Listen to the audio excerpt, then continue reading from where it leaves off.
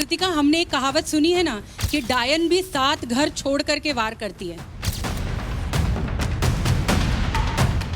कि डायन ये सब तो भाई ठीक है, ये मानती हूँ ये चीज़ें होती है, बट क्योंकि कोई तरीका नहीं था बात करने का और मेरे पास अरमान जी थे। यार ऑलरेडी ना हम तीनों एक बार अलग हो चुकी है।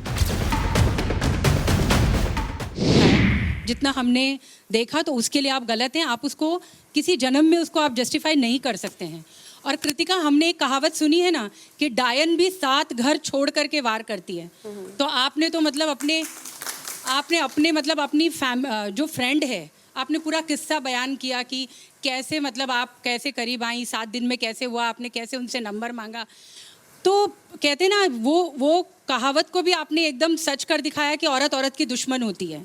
हम हमेशा इतने सालों से इस चीज़ को मतलब हटाना चाह रहे हैं। तो मेरा सवाल आपसे ये है कि यही सिचुएशन अगर पायल आपके साथ करती, आप अगर पहली बीवी होती और पायल इस तरह से करीब आके 1 हफ्ते के अंदर और इस तरह की चीज़ें करके, जितना कि आप इंटरेस्ट ले लेके बता रही थी, तो फिर तो क्या आप मतलब आप बर्दाश्त करती?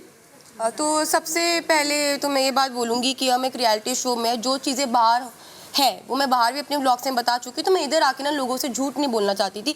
जो चीज़ें हैं मैंने वो बातें करी और ठीक है, मुझे प्यार हुआ, मैं मानती हूँ मुझे प्यार हुआ और हर किसी को प्यार होता है और अरमान जी ने मेरा साथ दिया और पायल का जो इस चीज़ के अंदर पूरा का पूरा हाँ था, मतलब पायल ने हाँ करी तभी ये शादी हुई, तभी ये चीज़ें आगे बढ़ी।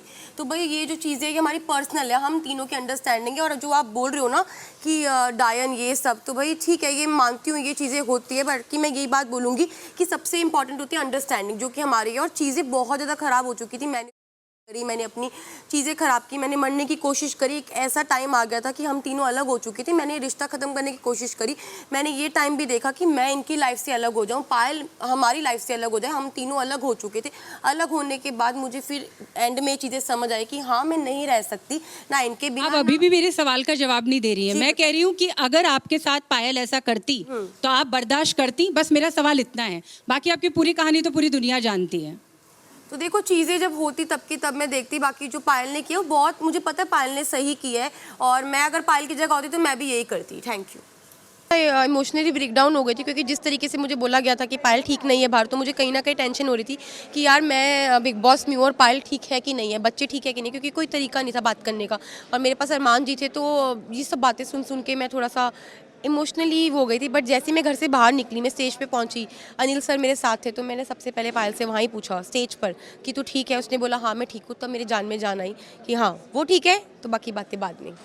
बाकी जब डाइवोर्स वाला वो जो आपने न्यूज़ अंदर ही सुन लिया था, जब आपको लोगों ने प्रेस कॉन्फ्रेंस में बताया था, उस वक्त दिमाग में क्या चला था? मुझे दिमाग में ये चल रहा था कि यार ऑलरेडी ना हम तीनों एक बार अलग हो चुकी है। वो 1.5 साल का जो एक्सपीरियंस है वो बहुत ही बुरा रहा, बहुत कुछ फेस करा, बहुत सारी चीज़ें फेस करी, बहुत डिप्रेशन में चले गए, रोए, अपने आप को सुसाइड करी, बहुत कुछ हुआ। तो मैं यही नहीं चाहती थी कि ये लाइफ में वो दोबारा चीज़ें फेस करूँ। बस इस चीज़ से मैं डर रही थी कि बस कुछ भी होए हम तीनों अलग ना होए।